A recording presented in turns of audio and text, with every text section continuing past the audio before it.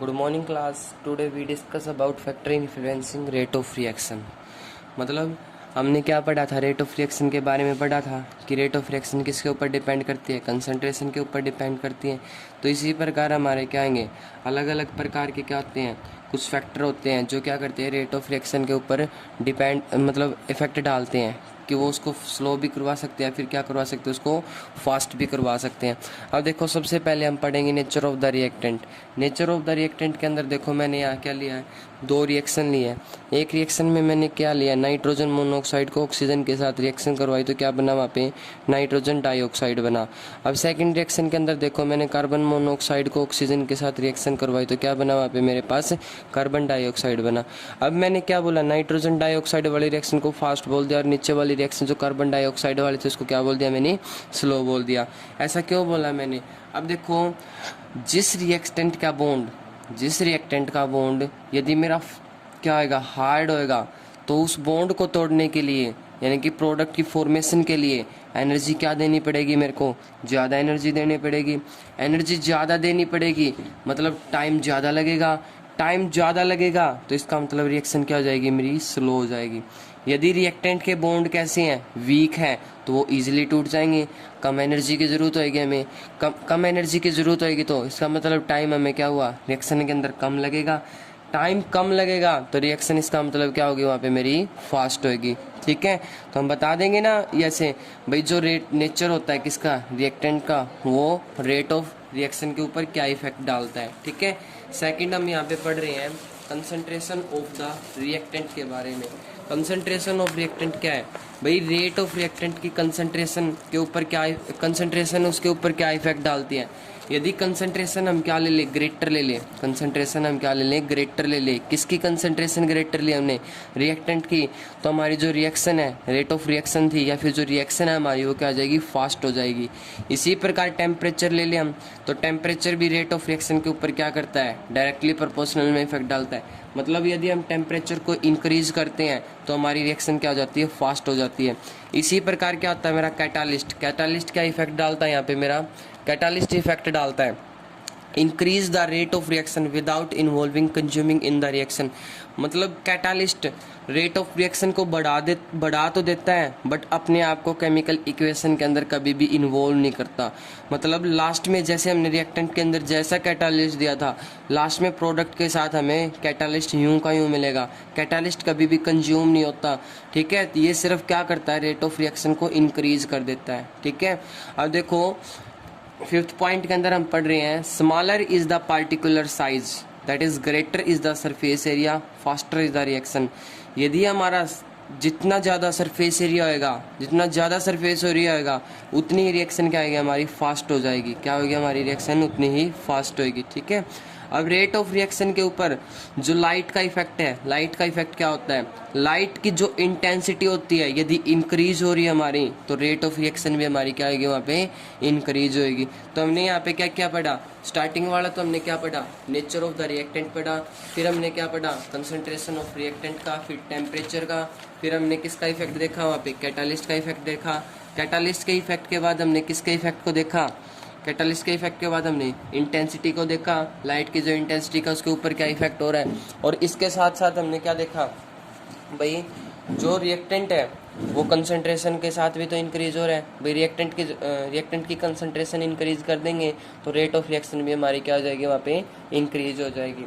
अब हम यहाँ पे पढ़ रहे हैं रेट लॉ के बारे में। रेट लॉ क्या होता है, rate law is the expression in which reaction rate is given in term of molar concentration of the reactant. मतलब रेट रिएक्शन जो हमारी किसी भी रिएक्शन के लिए रेट लिखनी है हमें, वो डायरेक्टली प्रोपोर्शनल होती है किसके, कंसंट्रेशन ऑफ रिएक्टेंट के। किसके डायरेक्टली प्रोपोर्शनल होता है मेरा, कंसंट्रेशन ऑफ रिएक्टेंट के। और with each term raise to some power, और उसकी पावर में क्या होती है, उस पावर में क्या होती है मेरी, सम टर्म, कुछ भी टर्म होती है, विच मे और may not be same as the stoichiometry coefficient of the reacting species. मतलब वो रिएक्टिंग स्पीसीज के स्टिचियोमेट्रिक कोफिशिएंट हो भी सकते हैं और नहीं भी हो सकते, किसके अंदर, एक बैलेंस केमिकल इक्वेशन के अंदर। मतलब देखो उसका हमने क्या ले लिया, यहाँ पे कोई रिएक्शन ले ली, small A capital A plus small B capital B, small C capital C plus small D capital D. अब जो ए बी सी डी है ये क्या मेरे स्टिचियोमेट्रिक कोफिशिएंट हैं, किसके हैं, रिएक्टेंट के और प्रोडक्ट के हैं। ए और बी किसके स्टिचियोमेट्रिक कोफिशिएंट है, मेरे रिएक्टेंट के। सी और डी किसके स्टिचियोमेट्रिक कोफिशिएंट है, यहाँ पे मेरे प्रोडक्ट के। अब देखो मैं बोल रहा हूँ रेट मेरा डायरेक्टली प्रोपोर्शनल किसके, ए की पावर एक्स बी की पावर वाई। ए और बी क्या है मेरी यहाँ पे, रिएक्टेंट की कंसंट्रेशन है यहाँ पे, क्योंकि स्क्वायर ब्रैकेट के अंदर मैंने डाल दिया तो क्या हो जाती है वो कंसंट्रेशन की टर्म में आ गई हमारे यहाँ पे, ठीक है। अब देखो पावर मैंने एक, इसकी पावर मैंने ए नहीं बोली और इसकी पावर मैंने यहाँ पे बी नहीं बोली, क्यों नहीं बोली, अभी मैंने बताया यहाँ पे कि ये मेरी जो पावर होती है स्टिचियोमेट्रिक कोफिशिएंट के बराबर हो भी सकती है और नहीं भी हो सकती। तो ये हमें कैसे पता चलेगा, ये हमें एक्सपेरिमेंटली पता चलेगा। क्या कैसे पता चलेगा, हमें इसका एक्सपेरिमेंटली पता चलेगा कि एक्सपेरिमेंट करके हम बता सकते हैं कि कितना पावर में हमारा कंसंट्रेशन की पावर में क्या जाएगा, ठीक है। तो कभी भी थ्योरेटिकल या बैलेंस इक्वेशन को देख के हम ये नहीं बता सकते कि इसकी पावर यहाँ पे ए आनी थी तो एक्स क्यों लिख दिया हमें। तो ये एक्स और वाई जो वैल्यू मिली है मेरे को, ये कहाँ से मिली है मेरे को, एक्सपेरिमेंटली कैलकुलेटेड वैल्यू यहाँ पे मेरी, ठीक है। आया समझ में यहाँ पे। अब देखो रेट, अब मैंने डायरेक्टली प्रोपोर्शनलिटी कांस्टेंट को हटा के मैंने यहाँ पे क्या लगा दिया, के लगा दिया। अब के क्या है यहाँ पे मेरा, के इज रेट कांस्टेंट, क्या है यहाँ पे मेरा, के क्या है, रेट कांस्टेंट है। अब देखो रेट का मैं क्या कर दूं, यहाँ पे मैं डिफरेंशिएशन कर दूं D by d T minus d by d T. तो हम क्या, जो रेट है मेरा किसके अंदर चला गया, डिफरेंशिएशन करते हैं minus d by d t of rate is equal to k a की पावर एक्स बी की पावर वाई। आया समझ यहाँ पे। अब देखो इस रिएक्शन के लिए क्या यहाँ पे मेरा 2NO प्लस O2 किसके अंदर कन्वर्ट हुआ, 2NO2 के अंदर कन्वर्ट हुआ। अब मैं इसके अंदर जो रेट लिखूंगा, अब देखो इस रेट के अंदर देखो यहाँ पे मेरा स्टिचियोमेट्रिक कोफिशिएंट 2 था तो पावर में 2 चला गया।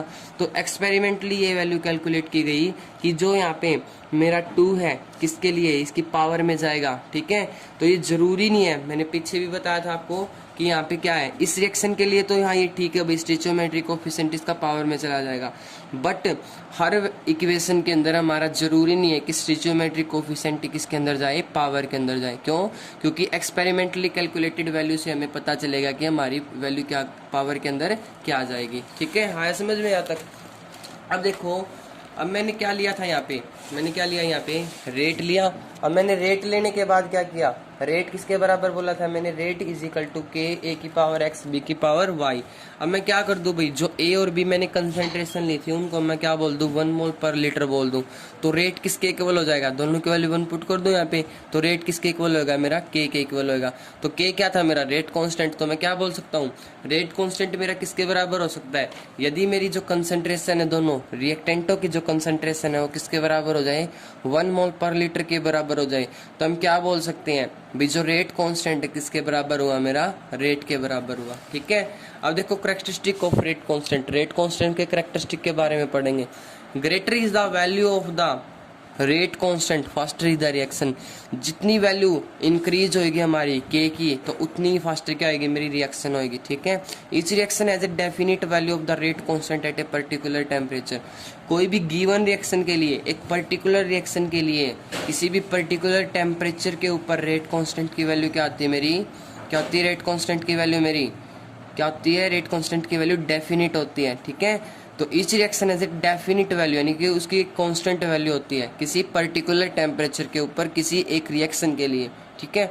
अब देखो रिएक्शन हमने सेम ले ली है, रिएक्शन हमने क्या ले ली, सेम ले ली, बट हमने उस रिएक्शन का क्या कर दिया, टेम्परेचर इंक्रीज कर रहे हैं, इंक्रीज या फिर डिक्रीज कर रहे हैं। तो हर टेम्परेचर के ऊपर रेट कांस्टेंट की वैल्यू क्या मिलेगी, सेम रिएक्शन के लिए डिफरेंट मिलेगी। कब, जब हम टेम्परेचर को क्या करेंगे, इंक्रीज या फिर क्या करेंगे, डिक्रीज करेंगे। के does not depend upon the concentration of the reactant. जो के की वैल्यू है कभी भी किसके ऊपर डिपेंड नहीं करती, कंसंट्रेशन के ऊपर डिपेंड नहीं करती। किसकी कंसंट्रेशन, रिएक्टेंट की कंसंट्रेशन के ऊपर, ठीक है। Unit of rate of constant depend upon the order of the reaction. जो यूनिट है रेट कांस्टेंट की वो किसके ऊपर डिपेंड करती है, रेट कांस्टेंट की यूनिट हमेशा ऑर्डर के ऊपर डिपेंड करती है, ऑर्डर ऑफ द रिएक्शन के ऊपर। हम नेक्स्ट टॉपिक हमारा क्या, ऑर्डर ऑफ द रिएक्शन, उसके अंदर पढ़ेंगे ऑर्डर क्या होता है हमारा, ठीक है। Rate law for any reaction determine experimentally, अभी भी बताया पीछे मैंने, क्योंकि स्टिचोमेट्री पावर हो भी सकती है और नहीं भी हो सकती। तो हम क्या बोलेंगे कि जो हमारा रेट लॉ उसको कैसे निकालेंगे, हम एक्सपेरिमेंटली निकालेंगे। Not looking at the balance chemical equation, हम बैलेंस केमिकल इक्वेशन से किसी भी रिएक्शन का रेट लो नहीं निकाल सकते। तो वो रेट लो हम कैसे निकालेंगे, रेट लो हम एक्सपेरिमेंटली निकाल के देखेंगे। ठीक है, आया समझ में आया तक। अब देखो इसके बाद हम पढ़ेंगे order of reaction. Order of reaction क्या होता है, the sum of the power of the concentration of the reactant in rate law expression is called the order of the chemical reaction. मतलब क्या इस लाइन का, इस लाइन का मतलब ये है कि हमारा भाई जो रेट लो हमने डिफाइन किया था, रेट लो के जो रिएक्टेंट की जो कंसेंट्रेशन थी उसके जो पावर होती है, यदि हम उन दोनों पावरों को क्या कर देते हैं, ऐड कर देते हैं, तो ऑर्डर हमारा क्या जाता है, हमारा वहाँ पे ऑर्डर आ जाता है। क्या जाता है हमारा वहाँ पे ऑर्डर। मान लो अभी यही इक्वेशन थी मेरे यहाँ पे, भाई रेट लो क्या इस इक्वेशन के लिए ये है, और रिएक्टेंट की पावर क्या है मेरे पास 1/2 + 3/2 है मेरी। तो यहाँ से दोनों को ऐड कर दिया मैंने, दोनों पावरों को, तो दोनों पावरों को ऐड किया तो मेरा क्या आया, 2 आंसर आया। 2 क्या है, इसका मतलब क्या, ये सेकंड ऑर्डर रिएक्शन है। इसी प्रकार रेट हम कैसे निकालेंगे इस रिएक्शन के, तो 3/2 माइनस का 1 है, तो माइनस के 1 को इसके अंदर ऐड कर दें तो आंसर क्या है मेरा 1/2। तो इसका मतलब क्या है, ये मेरी हाफ ऑर्डर रिएक्शन है। क्या है मेरी, ये हाफ ऑर्डर रिएक्शन। तो order of A reaction can be 0, 1, 2, 3 and even a fraction. भाई ऑर्डर किसके अंदर आ सकता है, 0 के अंदर भी आ सकता है और फ्रैक्शन के अंदर भी आ सकता है। ये 0 ऑर्डर रिएक्शन, भाई 0 ऑर्डर का मतलब क्या हुआ, 0 ऑर्डर रिएक्शन का मतलब है कि वो रिएक्शन किसके ऊपर डिपेंड नहीं, मेरी कंसंट्रेशन के ऊपर डिपेंड नहीं करती। इसका मतलब क्या है, वो इंडिपेंडेंट है किसके ऊपर, कंसंट्रेशन ऑफ द रिएक्टेंट के ऊपर। अब हम पढ़ेंगे unit of the rate constant. Rate constant की यूनिट क्या है, तो हमने क्या निकाला था, रेट इज इक्वल टू के इंटू में a की पावर x b की पावर y। तो यहाँ से k की वैल्यू निकालेंगे तो रेट डिवाइडेड बाई क्या आएगा मेरा यहाँ पे a की पावर x और b की पावर y। अब हमें पता है कि रेट की जो यूनिट होती है क्या होती है, रेट की यूनिट क्या होती है मेरे पास, मोल पर लीटर पर सेकंड। क्या होती है यहाँ पे मेरे पास, मोल पर लीटर पर सेकंड। और इनटू में अब देखो मैंने क्या लिया था वहाँ पे, a की पावर x और b की पावर y लिया था। तो a और b क्या है मेरे वहाँ पे, कंसंट्रेशन है। तो कंसंट्रेशन को मैं क्या ले लूंगा, मोल पर लीटर ले लूंगा। अब देखो दोनों कंसंट्रेशन की टर्म में है, तो इसका मतलब उनकी जो पावर होगी वो क्या आ जाएगी, ऐड हो जाएगी। तो दोनों पावरों को मैं क्या बोल दूं, n बोल दूं। तो n यहाँ पे किसको रिप्रेजेंट कर रहा है, ऑर्डर को रिप्रेजेंट कर रहा है यहाँ पे। ठीक है, तो अब n किसके इक्वल हुआ मेरा, x + y के इक्वल हुआ। तो n क्या बताया मैंने अभी आपको, ऑर्डर के इक्वल होता है। तो 0 ऑर्डर रिएक्शन के लिए यदि n 0 ऑर्डर रिएक्शन के लिए n की वैल्यू क्या आएगी मेरी, 0 आएगी। तो मैं क्या कर दूंगा, जो जनरल इक्वेशन अभी निकाली मैंने, यहाँ पे 0 की n की वैल्यू क्या पुट कर दूं, मैं 0 पुट कर दूं।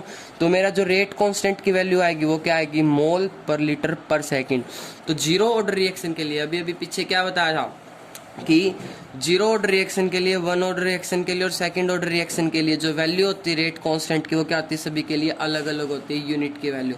ठीक है, मतलब ऑर्डर के ऊपर डिपेंड करती है उसकी यूनिट। ठीक है, अब देखो इस फर्स्ट ऑर्डर रिएक्शन के अंदर क्या आई, भाई हमने क्या रख दिया, n की जगह हम क्या रख देंगे, 1 रख देंगे। तो 1 रखते ही मोल पर लीटर से मोल पर लीटर कैंसिल हुआ, तो रेट कांस्टेंट की वैल्यू क्या आई मेरे पास, पर सेकंड आई ना यहाँ पे। इसी प्रकार सेकंड ऑर्डर रिएक्शन के लिए n की वैल्यू क्या पुट करूंगा मैं, 2। तो n की वैल्यू मैं 2 पुट करूंगा। तो 2 पुट करने के बाद इसको सोल्व करोगे तो आप क्या निकलेगी मेरी वैल्यू, पर मोल लीटर पर सेकंड। तो हर रिएक्शन के लिए, 0 ऑर्डर रिएक्शन के लिए, फर्स्ट ऑर्डर रिएक्शन के लिए, इसी प्रकार सेकंड ऑर्डर रिएक्शन के लिए जो रेट कांस्टेंट की वैल्यू है क्या मेरे पास अलग अलग है। क्या रेट कांस्टेंट की वैल्यू सभी के लिए मेरी अलग अलग है। ठीक है, आया समझ में यहाँ तक। अब देखो एलिमेंट्री रिएक्शन, एलिमेंट्री रिएक्शन कौन सी रिएक्शन होती है, वो रिएक्शन जो एक सिंगल स्टेप के अंदर हो, वो रिएक्शन जो एक सिंगल स्टेप के अंदर कवर हो, उस रिएक्शन को हम क्या बोलते हैं, एलिमेंट्री रिएक्शन। क्या बोलते हैं उसको, एलिमेंट्री रिएक्शन। कॉम्प्लेक्स रिएक्शन क्या होती है, वो रिएक्शन जो एक से ज्यादा स्टेप के अंदर क्या होती है, कंप्लीट होती है, उस रिएक्शन को हम बोलेंगे कॉम्प्लेक्स रिएक्शन। मतलब क्या बोल सकते हैं हम, ये भी तो बोल सकते हैं वो रिएक्शन जिसके अंदर बहुत सारी एलिमेंट्री रिएक्शन क्या होती है, एडअप होती है, मतलब जुड़ी होती है एक दूसरे से, भाई सीक्वेंस के अंदर होती है, तब जाके हमारा क्या बनता है, प्रोडक्ट बनता है। तो हम उस रिएक्शन को क्या बोल देते हैं, कॉम्प्लेक्स रिएक्शन बोल देते हैं। ठीक है, आया समझ में यहाँ तक। अब देखो differentiate between rate of the reaction and the reaction rate constant बता सकते हो, भाई के अंदर और rate rate of the reaction के अंदर क्या डिफेक्ट है। भाई रेट ऑफ द रिएक्शन किसके ऊपर डिपेंड करता है, रेट ऑफ रिएक्शन डिपेंड करता है कंसंट्रेशन के ऊपर, बट रेट कांस्टेंट मेरा कंसंट्रेशन के ऊपर डिपेंड ही नहीं करता, ठीक है, रिएक्टेंट की कंसंट्रेशन। और जो रेट ऑफ रिएक्शन है उसके लिए ऐसा यूनिट क्या होती है मेरे पास, रेट ऑफ रिएक्शन की ऐसा यूनिट क्या होती है, मोल पर लीटर पर सेकंड होती है। बट जो रिएक्शन रेट है हमारा, यानी कि रेट कांस्टेंट है हमारा, तो रेट कांस्टेंट के लिए क्या होती है वैल्यू, सभी के लिए अलग अलग होती है। जीरो ऑर्डर के लिए अलग होती है, फर्स्ट ऑर्डर के लिए अलग होती है, और सेकंड ऑर्डर के लिए क्या होती है मेरी अलग होती है। हाँ समझ में यहाँ पे। अब देखो नेक्स्ट टॉपिक हमारा molecularity of A reaction. Molecularity of A reaction का मतलब क्या है भाई, कोई भी रिएक्शन जिसके अंदर हमारे रिएक्टेंट जो क्या है एटम्स में है, आयंस में है, या फिर मॉलिक्यूल्स में है, उनको हम सबको क्या कर लें, ऐड अप कर लें।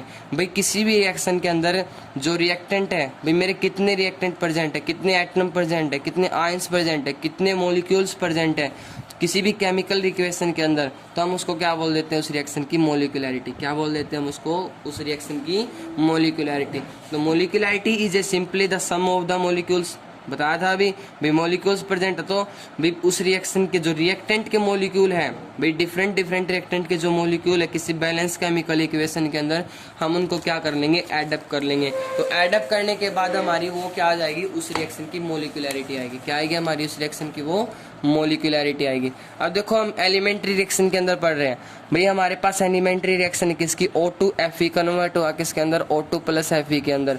अब देखो यहाँ पे मेरा क्या है, कितने मॉलिक्यूल्स प्रेजेंट है रिएक्टेंट की, सिर्फ एक मॉलिक्यूल प्रेजेंट है किसका, O2Fe का। तो इसका मतलब इस रिएक्शन की मॉलिक्यूलरिटी क्या है मेरे पास 1। यदि रिएक्शन की मॉलिक्यूलरिटी क्या है मेरे पास 1 है, तो ये रिएक्शन कैसी होगी मेरी, यूनिमोलिकुलर। कैसी रिएक्शन मेरी, यूनिमोलिकुलर। अब सेकंड रिएक्शन के अंदर देखो, सिर्फ रिएक्टेंट देखना हमें, रिएक्टेंट के अंदर कितने मॉलिक्यूल प्रेजेंट है, 2 मॉलिक्यूल प्रेजेंट है, किसके प्रेजेंट है, HI के। तो इसका मतलब मॉलिक्यूलरिटी क्या है इस रिएक्शन की, 2 मॉलिक्यूलरिटी हुई। तो रिएक्शन को हम क्या बोलेंगे, बाइमोलिकुलर बोलेंगे। अब थर्ड रिएक्शन के अंदर देखो 2 NO के मॉलिक्यूल प्रेजेंट है, और 1 मॉलिक्यूल किसका प्रेजेंट है मेरे पास, ऑक्सीजन का प्रेजेंट है। तो इसका मतलब इस रिएक्शन की मॉलिक्यूलरिटी क्या है मेरे पास, 3 हुई। तो 3 मॉलिक्यूलरिटी वाली रिएक्शन को हम क्या बोलेंगे, ट्राई मॉलिक्यूलर। क्या बोल देंगे यहाँ पे, ट्राई मॉलिक्यूलर। आया समझ में।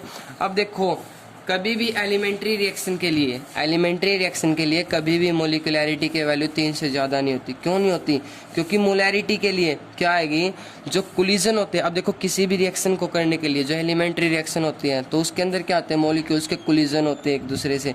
तो कोलिजन होंगे तो क्या आएगा, रिएक्ट करेंगे एक दूसरे से।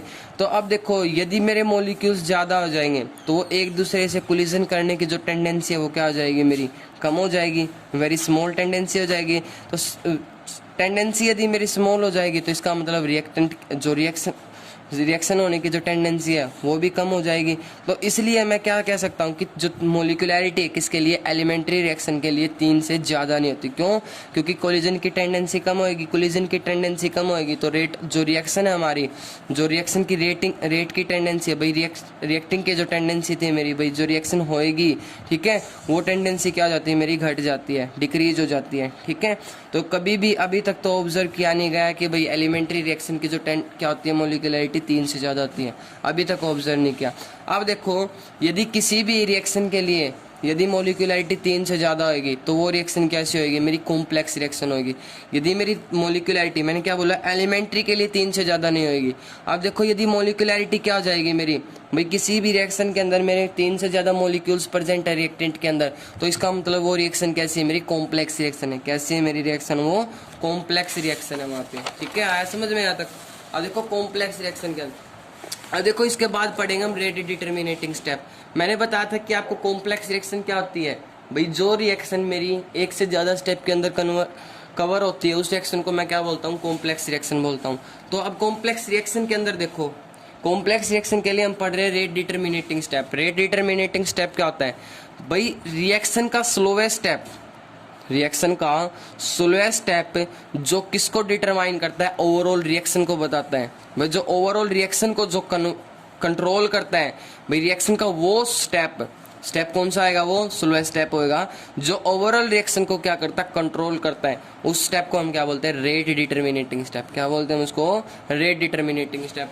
अब देखो हमारे पास एग्जाम्पल है भाई 2H2O2 H2O2 क्या था, पेरोक्साइड होता है। अब मैंने क्या ले लिया, आई नेगेटिव, यानी कि आयोडीन ले लिया मैंने, आयोडीन आइन। यहाँ पे आयोडीन आइन क्या करेगा, कैटालिस्ट की तरह काम करेगा, तो 2H2 प्लस O2 के अंदर कन्वर्ट होएगा मेरा, किसके साथ, एल्काइल मीडियम के अंदर। अब देखो इसके लिए रेट की वैल्यू क्या आएगी, dy/dt H2O2 is equal to KH2O2 I negative. अब आप बोलोगे कि भाई जो ये पावर है यहाँ पे तो 2 है, तो इस यहाँ पे क्या स्टिचियोमेट्रिक कोफिशिएंट 2 है, तो इसकी पावर में 2 क्यों नहीं गया यहाँ पे। तो मैंने पीछे बताया था कि रेट के अंदर जो स्टिचियोमेट्रिक कोफिशिएंट है वो क्या हो सकता है भाई, पावर के अंदर हो भी सकता है और नहीं भी हो सकता। ये कैसे पता चलेगा, हमें एक्सपेरिमेंटली पता चलेगा, ठीक है। तो reaction is a first order, तो कैसा पता चला भाई, ये हमें एक्सपेरिमेंटली निकाल के देखा, तो एक्सपेरिमेंटली निकाल के देखा। वैसे तो हमें क्या लगेगा कि रिएक्शन हमारी कैसी सेकंड ऑर्डर की है, बट मैंने एक्सपेरिमेंटली जब इसको करके देखा तो हमारा क्या पता चला कि हमें जो रिएक्शन है मेरी क्या है, मेरी फर्स्ट ऑर्डर रिएक्शन है। तो अब देखो ये जो रिएक्शन हो रही है मेरी, ये कितने स्टेप के अंदर होगी, 2 स्टेप के अंदर होगी। तो इसको क्या बोल दूँ, हमें क्या बोल रहा है, मैंने इसको कॉम्प्लेक्स रिएक्शन बोला। क्यों बोला, क्योंकि एक से ज़्यादा स्टेप के अंदर कवर हो रही है रिएक्शन मेरी। तो फर्स्ट स्टेप के अंदर देखो H2O2 कैटालिस्ट के प्रेजेंस में किसके अंदर कन्वर्ट होगा मेरा, H2O2 H2O plus IO negative. अब ये IO नेगेटिव क्या है, ये मेरा इंटरमीडिएट है, क्या मेरा ये इंटरमीडिएट प्रोडक्ट। इंटरमीडिएट प्रोडक्ट क्या होता है, वो प्रोडक्ट जो रिएक्शन के बीच में बनता है या फिर रिएक्शन के दौरान बनता है, उस प्रोडक्ट को क्या बोलते हैं हम, इंटरमीडिएट प्रोडक्ट बोलते हैं। अब ये इंटरमीडिएट प्रोडक्ट दोबारा से H2O2 के साथ रिएक्शन करेगा, H2O plus I negative O2। मैंने क्या बताया था आपको, मैंने बताया था कि जो आई नेगेटिव है क्या मेरा यहाँ पे कैटालिस्ट है। तो एक बात और स्टार्टिंग में मैंने बताई थी आपको, जो कैटालिस्ट होता है कभी भी रिएक्शन के अंदर कंज्यूम नहीं होता। तो आप देख सकते हो कि कैटालिस्ट क्या हुआ आपका, यूं का यूं वापस निकल गया यहाँ से, ठीक है। अब देखो हमने देखा कि जो एक्सपेरिमेंट हमने जब ये रिएक्शन करके देखी, तो ऊपर वाली जो रिएक्शन ने ना टाइम ज़्यादा लिया मेरा, तो इस रिएक्शन नीचे वाली के रिएक्शन के कंपैरिजन में, तो मैं इसको क्या बोल दूंगा, स्लो बोल दूंगा, और एक रिएक्शन को क्या बोल दूंगा मैं, फास्ट। तो मैंने अभी ऊपर बताया था आपको कि जो स्लोएस्ट स्टेप होता है वो उस रिएक्शन का क्या होता है, रेट डिटर्मिनेटिंग स्टेप होता है, यानी कि ओवरऑल रिएक्शन को वो ही स्टेप क्या करता है, कंट्रोल करता है। तो मैं क्या बोल सकता हूँ, जो हमारा यहाँ पे फर्स्ट स्टेप था, ये फर्स्ट स्टेप क्या है मेरा, रेट डिटर्मिनेटिंग स्टेप है, किस रिएक्शन के लिए, H2O2 रिएक्शन के लिए, जो किसके अंदर कन्वर्ट हो रही है, H2O प्लस O2 के अंदर कन्वर्ट हो रही है। क्लियर है यहाँ तक, ठीक है। अब देखो इसके बाद हम पढ़ेंगे, differentiate between order and the molecularity. भाई ऑर्डर के अंदर और मोलिकुलरिटी के अंदर क्या डिफरेंस है। तो order of A reaction is a experimental quantity and can be calculated. तो क्या बताया था मैंने, जो ऑर्डर है उसको हम कैसे कैलकुलेट करते हैं, भाई रेट से कैलकुलेट करते हैं। अब रेट हमारा कैसे कैलकुलेट होता है, एक्सपेरिमेंटली कैलकुलेट होता है। तो इसका मतलब जो ऑर्डर होएगा वो भी क्या है मेरी, एक्सपेरिमेंटली कैलकुलेट होएगा। एक्सपेरिमेंटली कैलकुलेट होगा तो मैं उसको क्या बोल दूंगा, एक्सपेरिमेंटल क्वांटिटी बोल दूंगा। अब जो मोलिकुलरिटी है, it can be calculated by simple adding the molecule of the slowest step. भाई किसी भी एलिमेंट्री रिएक्शन के अंदर तो हमें पता है सिर्फ एक ही स्टेप होता है, तो हम उसको जोड़ के बता देंगे कि हमारे कितने रिएक्टेंट प्रेजेंट है। बट यदि हम कॉम्प्लेक्स रिएक्शन के अंदर देखें तो कॉम्प्लेक्स रिएक्शन के अंदर हम मोलिकुलरिटी कैसे बताएंगे। तो मैंने बताया था मोलिकुलरिटी 3 से ज्यादा नहीं होती किसी भी रिएक्शन के लिए, चाहे वो सिंपल हो, चाहे वो कैसी हो, एलिमेंट्री हो, चाहे वो कॉम्प्लेक्स रिएक्शन हो हमारी।